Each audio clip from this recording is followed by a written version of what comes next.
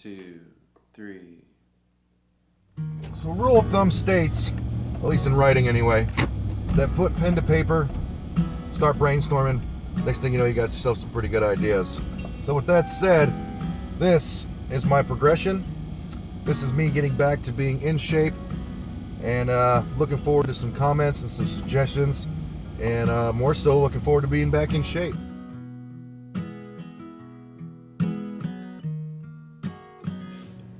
All right, so there's a couple reasons that I decided to share this journey with all of you great people out there. Main reason is about 4 weeks ago, I was diagnosed as diabetic on top of many years of being diagnosed as psychotic/PTSD. So with that comes this copious amount of medication I'm on, metformin for the diabetes, atorvastatin, which is a substitute for Lipitor for high cholesterol, because as a diabetic my cholesterol is now high. Lisinopril, who knows what that is? Who knows what it's for? Doctor says I gotta take it. Escitalopram, a substitute for Lexapro for anxiety and depression from PTSD. Clonazepam, which is a substitute for Klonopin, specifically for anxiety. And then lastly, Melexicam, substitute for Mobic. So who knows? So the main goal here is to cut down this medication significantly while also getting back in shape.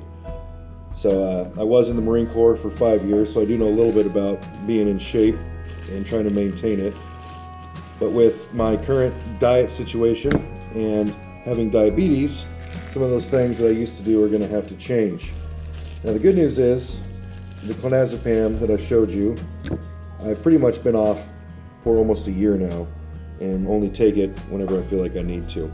So we're going to start today off with showing what I'm going to do for lunch. Came home for lunch, live right down the road, works out really well.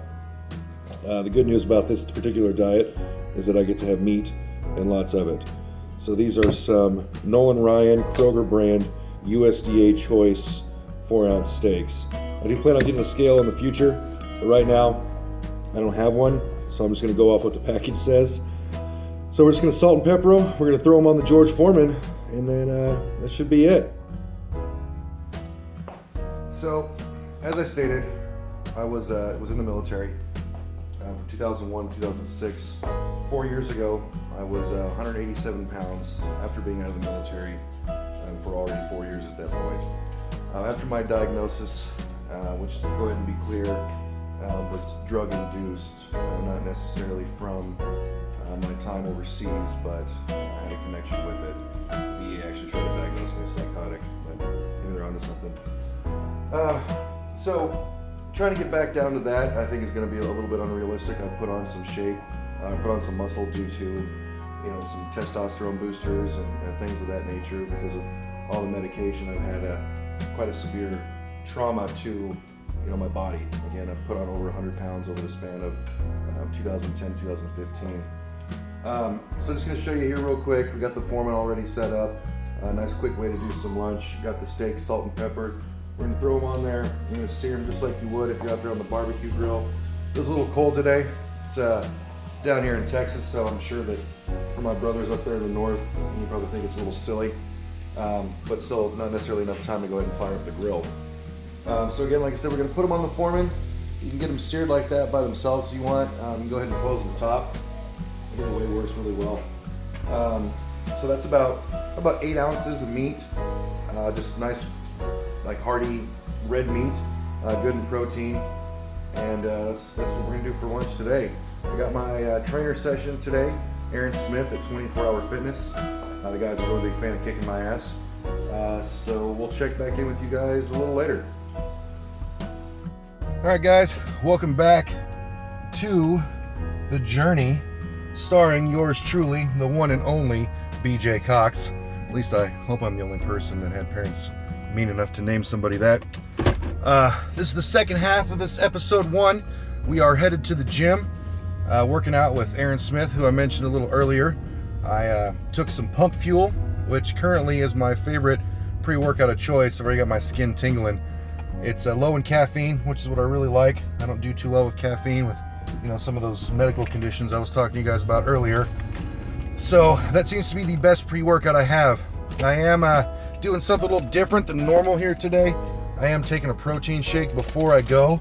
Not because that's something that I like to do, but more so because my carbs and calories are pretty low for the day. And like I said earlier, Aaron is going to whoop my ass. So we're going to go up there real quick, get our workout on. I'm going to see if Aaron will allow us to maybe get some shots of some of the training, and also see if he'd like to say a few words. So we'll talk to you guys in a little bit. Have a good one.